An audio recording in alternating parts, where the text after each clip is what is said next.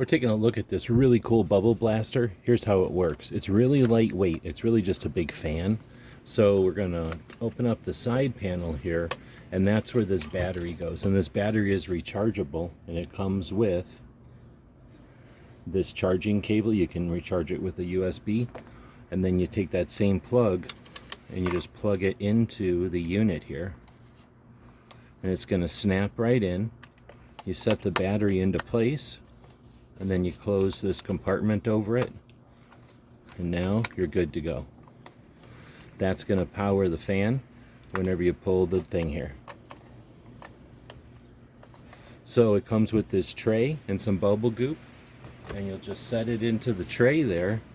Once it's set into the tray, each of them little nozzles starts to get itself some soap. When you pull this, it starts to blow.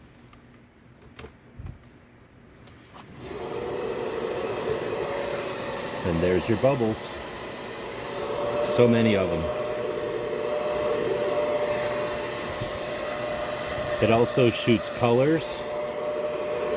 So at night, like we're at right now by the pool, so much fun.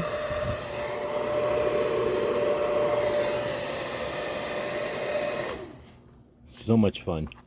Hope this helps.